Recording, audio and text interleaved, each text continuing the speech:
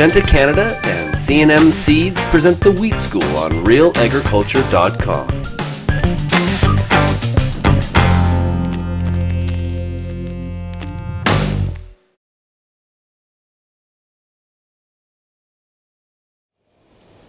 So when you bring your treater out for the spring, there's a few things you may want to run through to kind of see where you're at. Depending on the system, if you've got a tank, it really allows you to see, if you get a chance, you can run water through it. Water's a good way and a cheap way to find out if you have any problems develop it over where that treater sat over that last season. By looking at if there's either going to be leaks through your couplers, is there going to be leaks at where your fittings are.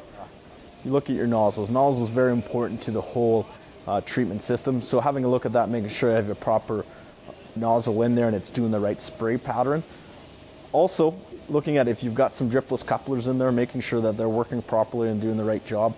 But this can all be prevented by, at the end of the year, if you take care of your equipment and put it away, really doing a thorough flushing of the system with water to get all of the seed treatment products out of it, and really throwing some antifreeze with some water in it and circulating through it once through the system. So now you know that you've got it winterized if you're storing that outside, and allowing you that you know with peace of mind that you won't have any issues.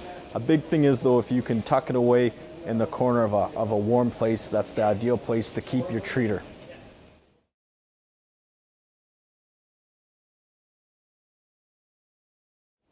Calibration is important to the seed treatment because it's going to tell you how accurate that system is and where you set your standard from to identify where you need to be to get the proper amount of seed treatment onto that seed. In early spring when you first start, you should be looking at doing the calibration in the morning and then one in the afternoon. This will allow you to set your benchmark of what product, how much product you're putting on that seed and how accurate you are. As you move into more stable conditions throughout the course of spring, you may not have to calibrate as often. But one thing to be aware of, if you're in some fluctuating temperatures, let's take the time to do the calibration, because in the long run, it's going to give you peace of mind, but it's also going to put the proper amount of application onto that seed.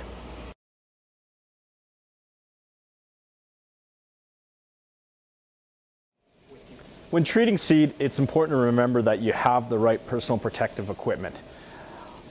Using proper gloves, chemical resistant gloves, are very important. You may not think, a lot of the seed manufacturers and seed treatments out there have become user friendly in the sense that there's dripless couplers, that there's really no exposure to the product. But a really good rule of thumb is to always wear those chemical resistant gloves.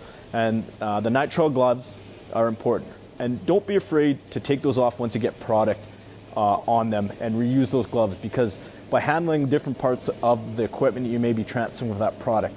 So wasting those gloves, it's not really a waste. It's the PPE is a good thing for your hands. Also, make sure you wear coveralls so you're not, if any of that treatment does get on you, that it's not going into your own clothes. And remember that if you're using those clothes, make sure to launder those clothes once a day, and make sure afterwards you just give that washing machine another cycle to rinse that residue away. It's just good personal habits. Remember, if you're going to eat or drink or have a cigarette after you've been treating, make sure you wash your hands. If you're going on a break, wash your hands. Make sure, it doesn't matter if you're still wearing gloves, it's about being proactive on this. Carrying some disinfectant wipes to wash your hands there in the field is something that you can get away with while not having water there. And it's just a good rule of thumb to clean up afterwards. If you're in a non-ventilated area treating, it is good to have a mask on. Some of the products out there do have a strong odor to them, and it may affect you, but having a proper respirator on or a mask will help avoid that. But read the label on some of these things to get the right proper personal protective equipment.